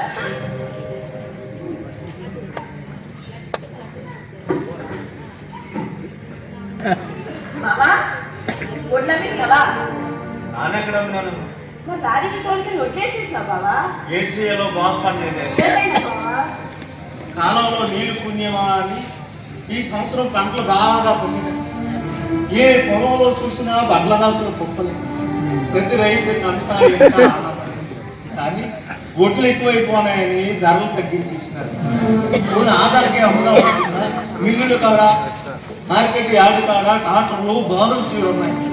ఈ దళారి రామారావు కనిపించి తక్కువ దానికి అమ్మి పెడతానని చెప్పినాడు. సరేనంటే కింటాకి 100 రూపాయలు కమిషన్ అడిగినాడు. నాకు సుర్రం కోపం వచ్చినది. కానీ ఏ విషయం లేదు. 2-3 రోజుల్లో తుఫాను వస్తుందని టీవీలో చెప్తాను. బాగుంటే ఒడ్లు తడిసిపోయి రంగు మారిపోతాం. అప్పుడు రూపాయలకు 10 రూపాయలకు అమ్ముకోవాల్సి వస్తుందని అమ్మి పెట్టమని చెప్పాను. అమ్మేసి డబ్బులు ఇంటి కట్టుకొస్తాను, నువ్వు వెళ్ళిపో అని చెప్పినాడు. పొలంలో పంటలు చూసి కొంగిపోను. నచ్చ లాభాలు వచ్చేస్తాయి. ఆఖరికి పండించే పంట అమ్ముకోవడానికి కూడా దాని లేకుండా పోనదయ్యా నీకు. పండ్ల రాసుల కుప్పలు చూసి నాకు తెలిసిపోయినది ఒళ్ళంతా సాధతోటి నీ ఒడ్లు అమ్మపోయేసరికి డబ్బులు తెచ్చినావా? నీ మాట అంటే మాటే ఒకసారి. ఎంత వచ్చినది? మనం అనుకున్న ప్రకారం కింటాలకి 1500 చొప్పున 100 కింటాలకి 150,000. ఇదిగోరా 150,000. ఇందులో నా కమిషన్ మరి మా పాత బాకి 100 రూపాయలు. మరి దానికి వడ్డీ 10. పోతే 30,000 తీసుకో. ఒకసారి పండుగ చేసుకో. రెండోసారి మూడోసారి ఒకసారి రెండోసారి 30,000.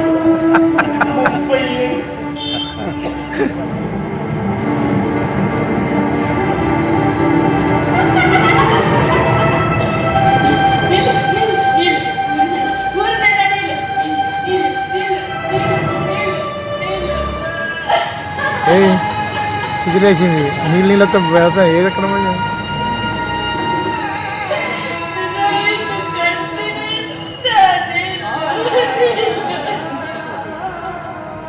నీళ్ళున్నప్పుడు అదే సాములు, నీళ్ళు లేనప్పుడు అదే సాములు. ఊరికి నీళ్ళు వచ్చేసినాయి. పంట పండించేద్దామని తోలుకు వచ్చినావు. నేను ఇల్లు పాడగాను. ఏం మిగిలిందయ్యా? ఏం మిగిలిందయ్యా మనకి? నీళ్ళున్న కట్టం తప్పలేదే. వ్యవసాయం అంటే దోపిడీ అయ్యా. దళారులు దోచుకొని బతుకుతారన్నా మనకి పైసా లాభం కూడా రానిరయ్యా. రాని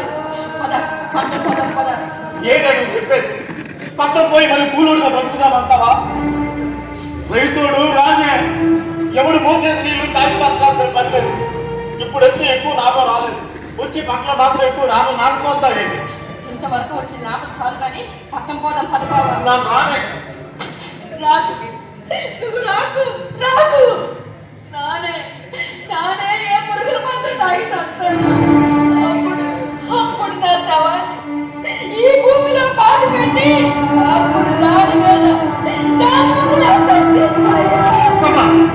మమ్మేమన్నాను పడతా అన్న తల్లి లాంటి నేల మీరు నిందించినావంటే నిన్ను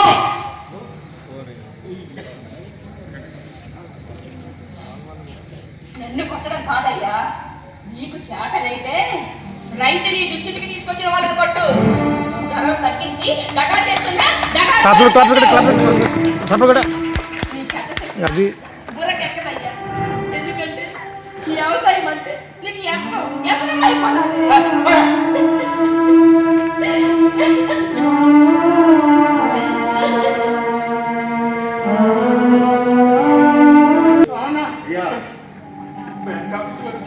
దండలయ్యా, పట్టణంలో ఉన్నప్పుడు కూడా 2-3 సార్లు వచ్చి నోటీస్ ఇచ్చినారా, అదే చెప్పడం మర్చిపోనాను. తీసుకున్నప్పుడు చెల్లించాలని తెలియదా? కట్టాలనుకుంటున్నా, అర్జెంటుగా డబ్బులు కట్టకపోతే ఆ ఇల్లు ఆ భూమి జప్తు చేస్తాను. చేస్తా. అయ్యా అయ్యా అయ్యా అంత మాట అనకండి అయ్యా. ఈ సంవత్సరం పంటలు బాగా పండినాయి, మంచి ధర వస్తే అప్పులన్నీ తీరిపోతాయి అనుకున్నా. అని మద్దతు ధర లేక పెట్టుబడి కూడా వెనక్కి రాలేదు. ఆ వచ్చిన కొద్ది డబ్బులు ఆ వడ్డీ వ్యాపారి తన బాకీ కింద జమ చేసుకున్నాడు. బాగుంది, చాలా బాగుంది. నీ కథ చాలా బాగుంది. అప్పుల కోసం కాలయాలా పడతాను, తిరిగి చెల్లించమంటే ఏవేవో సొలుకలు చెప్తాను. మీరు పరమా అంత బాగా అనకండి సార్. మోసపోవడం తప్ప మోసం సీడు శాతకానుడు ఎవడైనా ఈ భూ ప్రపంచంలో ఉన్నాడంటే అది ఒక్క రైతునే సార్. చెప్పాలంటే పెద్ద మోసపోళ్ళు మీ బ్యాంక్ వాళ్ళే సార్. పెద్ద పెద్దోళ్ళు ఏయో డొల్ల కంపెనీలు ఎట్టి అప్పులు అడిగితే కోట్లు ఇచ్చేస్తారు. వాళ్ళు తిరిగి చెల్లించలేక చేతులు ఎత్తేసి ఇదే సార్ మారిపోతే వాళ్ళని ఈ సీడు శాత కాక ఆ అప్పులు బ్యాంకు తీసేసి ఆ నష్టాన్ని ప్రజల మీద ఉద్దేశించి మోసం చేస్తున్న కరోనా మోసపోళ్ళు వేస్తుంది. బుద్ధి లేని మనుషులు, బుద్ధి మనుషులు. మేము బుద్ధి లేని మనుషులు. మా 20 ఏళ్ళు బుద్ధులోకి వెళ్తేనే మీ 5 ఏళ్ళు నోట్లోకి వెళ్తున్నాయని మర్చిపోకండి సార్. పెద్ద పెద్ద భవంతులు కొడుకులు కూర్చొని కూర్చుని తింటున్న తిండి ఈ బుద్ధుల నుంచి వచ్చిందని గుర్తెట్టుకోండి సార్. రైతులు గౌరవించకపోయినా పర్వాలేదు, చురుకులు చేసి మాట్లాడతారు. దయచేసి మా కట్టాన్ని గుర్తించండి సార్. అంత కష్టపడి అప్పు చేసి ఎవరు చేయమన్నారా? నేనుగా చేయమన్నా, నేనుగా చేయమన్నా, లేక నీ జనాలుగా చేయమన్నారా? ఎవరు చేయమన్నా? చెప్పు చెప్పు. కష్టాన్ని కోర్చి నష్టాన్ని భరించి మా రక్తాన్ని చెమటగా మార్చి సేద్యం చేస్తున్నాం కాబట్టి మీరు 3 కోట్ల తిండి తిరగలుగుతున్నారు సార్. అదే రైతులు వ్యవసాయం వదిలేస్తే ఇప్పుడు వరకు తిండి గింజల నెలలు అయిపోతే అప్పుడు మీరు ఎంతో బీరువాళ్ళలో దాచుకున్న లచ్చలు పోసి 4 గింజలు పొందామన్నా దొరకనప్పుడు అప్పుడు తెలుస్తుంది సార్ ఈ రైతుడు ఎలా. సార్ మీరన్నట్టే ప్రభుత్వము పెద్దలు దిగొచ్చి రైతును బతిమలాడే రోజు దగ్గరలోనే ఉంది సార్. ఇంకా దూరంగా ఆలోచన చేస్తే రైతుల్ని ఉద్యోగస్తులుగా పెట్టుకుని ప్రభుత్వమే వ్యవసాయం చేసే రోజును కూడా చూడబోతున్నాం. ఎందుకంటే మనకి స్వతంత్రం వచ్చేనాటికి 80% ఉన్న వ్యవసాయం సగానికి సగం పడిపోతుంది. ఉన్న పంట భూమి ఇళ్ల స్థలాలు కంపెనీలుగా మారిపోతున్నారు. రైతులు అప్పులు చేసి వ్యవసాయం చేయలేక వాళ్ళు చనిపోతున్నారు. సార్ ఒక ఉద్యోగం పోతే మరొక ఉద్యోగం వచ్చేటండు, ఒక నాయకుడు పోతే మరో నాయకుడు వచ్చేటండు. కానీ రైతు పోతే మరో రైతు రాలేదు సార్. ఇప్పటికైనా రైతులు బతికించుకోలేకపోతే అనగనగనగనగా ఒక రైతు అని బడి పిల్లల పుస్తకాల్లో చదువుకోవాల్సి దేశానికి స్వతంత్రం వచ్చి 2 ఏళ్ళైనా ఒక రైతు తన పండించిన పంటకు తనే ధర నిర్ణయించుకునే స్వతంత్రం మాత్రం రాలేదు సార్. వ్యాపారం ఎందరూ మారుతున్నా రైతుల ధరరాకలు మాత్రం మారడం లేదు సార్. ఒక్కసారి ఆలోచన చేయండి సార్. ఒక రైతు ఎంతో కట్టబడి ఎట్టబడి పండించిన పంట తన చేతులతో తానే నాశనం చేసుకుంటున్నాడంటే ఆ రైతు గుండె ఎంత మండిపోతుందో ఒక్కసారి ఆలోచన చేయండి సార్. చేసి వ్యవసాయం చేయాలి, బతికే దారి లేక బలవంతంగా ప్రాణాలు తీసుకుంటున్నారు సార్. పెద్ద పెద్దోళ్ళు ఎల్లల్లో పెళ్లిళ్ళు సీమంతాలు గంటకి 1000 సార్లు చూపించి ఈ టీవీలు రైతుల ఆత్మహత్యలు ఎందుకు చూపించారు సార్? కారణాలు ఎందుకు పడుతున్నారు సార్? ఎందుకంటే రైతంటే సులకన పోవాలి సార్, ఆ భావం పోవాలి సార్.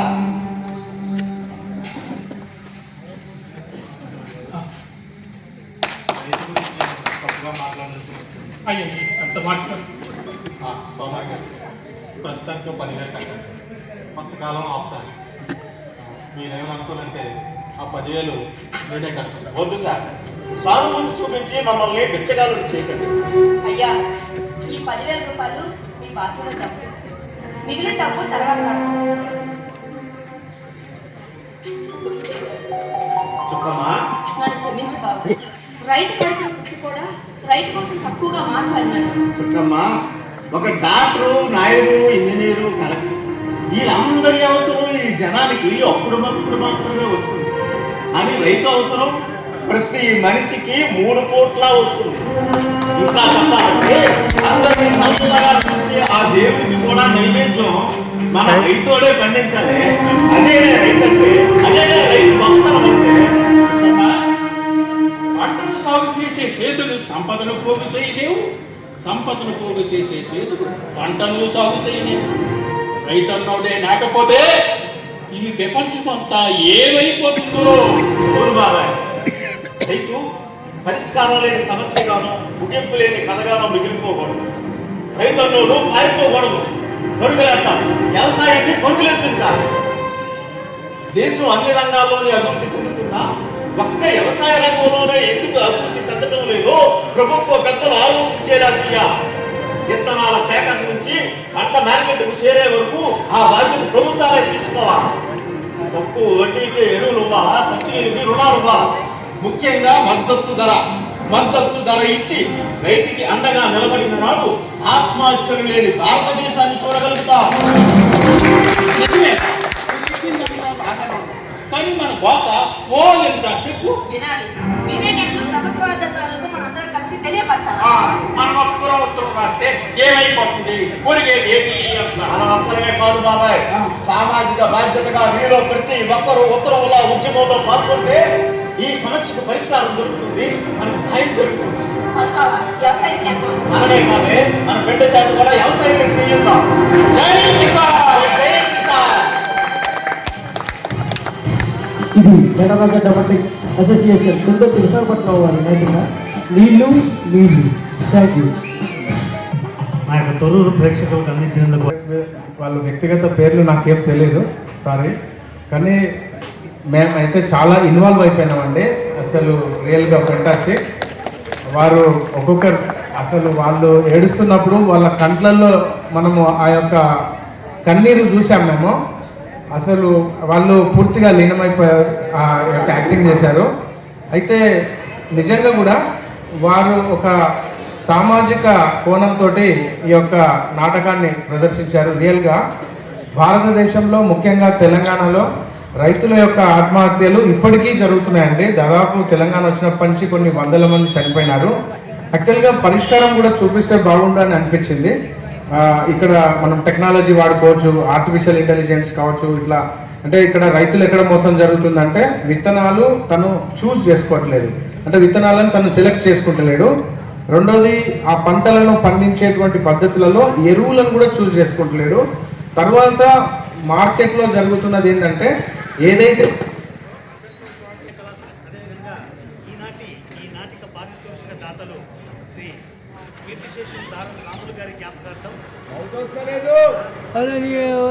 సత్కరించవలసిందిగా దత్తు గారిని, గుమ్మడవల్లి శ్రీనివాస్ గారిని, దారం ప్రసాద్ గారిని కోరుకుంటూ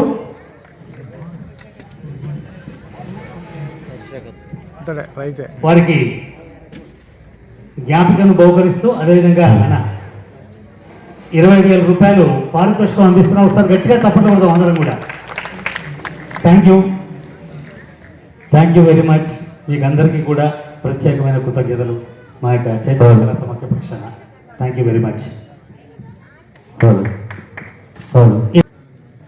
రెండవ నాటికని ప్రదర్శిస్తున్న వారు ఉషోదయ కళానికేతన్ కట్రపాడు గుంటూరు జిల్లా వారిచ్చే నాటిక మంచి మనస్సులు. రచన దర్శకత్వం శ్రీ చెరుకూరి సాంబశివరావు గారు. ఈ నాటిక పారితోషిక దాతలు గౌరవనీయులు డాక్టర్ గుమ్మడవల్లి శ్రీనివాస్ గారు, ఉమాదేవి గారు, దత్తు ఆయుర్వేదం హైదరాబాద్ వారు. వారికి ప్రత్యేకమైన కృతజ్ఞతలు తెలియజేసుకుంటూ దయచేసి ప్రేక్షకులందరూ కూడా ఒక్క 2 నిమిషాలు సహకరిస్తే, ఎందుకంటే వారికి ఆల్రెడీ గుమ్మడవల్లి శ్రీనివాస్, ఉమాదేవి గారు, దత్తు ఆయుర్వేదం హైదరాబాద్ వారు. నాటిక మంచి మనసు. ఈ నాటిక రచన దర్శకత్వం శ్రీ చెరుకూరి సాంబశివ. ప్రేక్షక మహాశైలకు మా నమస్సుమాంజలి. మా ఈ ప్రదర్శనకు అవకాశం కల్పించిన చైతన్య కళా సమాఖ్య తొర్రూరు కార్యనిర్వాహక వర్గానికి మా శతకోటి వందన కుసుమాలు సమర్పించుకుంటూ ప్రార్థన. శుక్లాంబరధరం విష్ణుం శశివ. చైతన్య కళా సమాఖ్య వాళ్ళు నిర్వహించిన యొక్క నాటక రంగంలో 3వ రోజు 2 నాటకాలు ఎంతో గొప్పవైన చూపించిన విధానంలోని చాలా గొప్పది. ఈ ప్రకృతిలో జలము అంటే నీరు అనేది అంత ప్రాముఖ్యమైనది. అంతేకాకుండా తన యుక్త వయసులో ఉండి ఇద్దరి యొక్క దాంపత్య జీవితంలో భార్య భర్తను అర్థం చేసుకొని మంచి స్నేహభావాలతో చూపించిన వాళ్ళ నాటక రంగంలో రచయితలకు, ఆ నాటక పాత్రికేయులకు, అంతేకాకుండా కష్టించి శ్రమించి ఈ నాటకాలు వేయించిన చైతన్య కళా సమాఖ్యలో ప్రతి ఒక్కరికి శిరస ఉంచి వందనం తెలియజేసి సెలవు తీసుకుంటూ ఇలాంటి నాటకాలను బతికిద్దాం. మనం జీవించడం కన్నా మనం అందులో నటించడం కంటే జీవించడం గొప్పది. అంతేకాకుండా సమాజంలో జీవించి కళను కానీ ప్రకృతిని కాపాడుకోవాలని ఆకాంక్షించుకుంటూ మీ సెలవు తీసుకుంటూ